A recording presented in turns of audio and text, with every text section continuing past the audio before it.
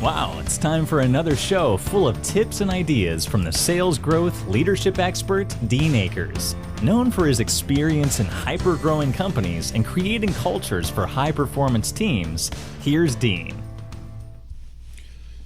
Well, welcome to your Sales and Leadership Ninja Show. I'm your head ninja, Dean Akers, and each week I bring you a rant to stimulate your thinking in a realm of sales and or leadership. This week's going to be kind of cool because I have all kinds of people I speak to all the time, entrepreneurs and business folks, and I've had some customers over the last year or so that kind of bring this to full circle, and I want to share it with you today and other companies I've helped over the last 30 years. In fact, it's something I answer to myself all the time. And the question is, would you hire you? That's right. Would you hire you? And now we're talking about a leadership position. We're talking about the CEO. We're talking about the head coach. So I meet so many business folks and entrepreneurs.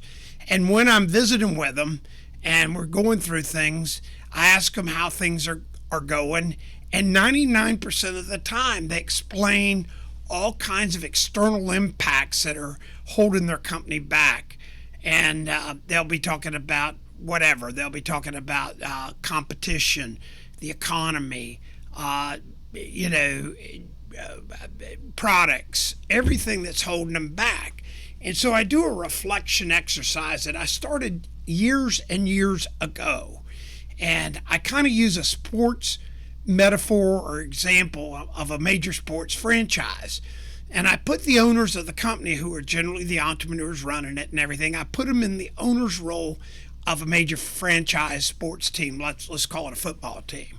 So I put the owner, I take them out immediately. I say, now you're the financial owner of this business. And you've invested in the team, and now you need to hire, or you have a head coach. In this example, 99% of the time, the owner's head coach is themselves. And so we ask, how does that work for you? Where you're the owner and you want accountability and the head coach is yourself. So would they accept, if they were the ownership group, a head coach saying, look, the reason we lose games is our stadium it doesn't have enough seats. The reason we lose games all the time is we don't have good draft. If we lose games because we need an easier schedule, we lose games because Bill in the equipment room doesn't do a good job. We lose games because. That isn't exactly how it works. What happens is the owner hires the head coach, and the head coach assembles his team. He assembles the strategy, and they get to hire the assistants. They hire the personnel. They get to call the shots. They actually, and everybody I've ever met in the professional sports arena, the head coaches get to kind of fit their facilities, get the right assistants, all the things you need, and generally they get to be a major impact in picking the right people. And so the owners let them call the plays. They let them coach the team. They hire their own assistants. It's their team. You got it? So they give them time for results. If, as an ownership, the head coach can't make winning seasons and win Super Bowls, what happens? Well, they get rid of the coach. They brought on the head coach to win. They're the owners.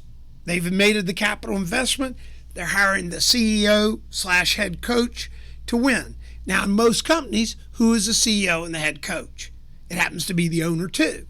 Now, how does the owner keep himself accountable? That's where lies a lot of the problems. So if you want to take that role, be the owner here, and then be the head coach here. And so you're there when you're the CEO or the principal of the company, you're there to win, period. You've got the accountability for hiring the people. You got the accountability for calling the plays and setting the strategy. And so you need to recognize that with this accountability, the results need to be within your framework. Again, a lot of entrepreneurs/owners, head coaches together, where the owner also is the head coach, makes excuses that are outside their ability to influence it. In the real world, if you're the head coach, you have so many points that you can influence, that worry about influencing that. So if you're a CEO, worry about the training of your company, worry about the culture in the company, worry about being on the deals. Make sure that you've got your people really looking at all the levers. Get them involved. Look at a head coach. They're measuring everything they can. And then I'm always laughing to myself when everybody goes, oh, they're just lucky or they got the best drafts. Look at coaches like the New England Patriots, won multiple Super Bowls, had all kinds of different teams about him, has a great quarterback, but the head coach there constantly knows how to build his organization. And he builds his organization and they win Super Bowls and they win titles and everything else. So ask yourself, am I a great head coach? Now, if you're the owner and you're the head coach and the results aren't happening, you may have to fire yourself. And this is where you either bring in somebody, and I highly recommend this, you bring in a head coach. And as an owner, you lay out the criteria. You want growth. You want profitability. You should have all these things laid out. You bring them in, you incentivize them, you get them to do it, and you get out of their way. If you're going to do it, you have to hold yourself accountable. You can't sit there and make excuses to yourself short of firing yourself. And if you own it, obviously you're not going to fire yourself. This is a huge in the mirror look you'll want to make. So it's funny how the winningest coaches are so lucky. So as a team owner today of your business, look in the mirror and rate your results. Are you a Super Bowl winning coach for your team you own, or are you just an also-ran coach? Would you hire you? Would you fire you if you own the company or the team alone? So this is just something for you to think about. It's so critical to the success and growth of a major business that you've got to take the role of owner and take the role of head coach and isolate them. If you're a great owner, get out of the head coaching job unless you're an awesome head coach. I have seen great head coaches. The combination of the owner head coach, though, generally doesn't work. I find great owners are great leaders, and they may even be called the CEO, but they bring on a great coaches and put them in place, and they have great amount of winnings. So these are things I just want you to think about. That's all. So this week when we finish, I want you to reflect back. If you're the owner, are you also a great head coach?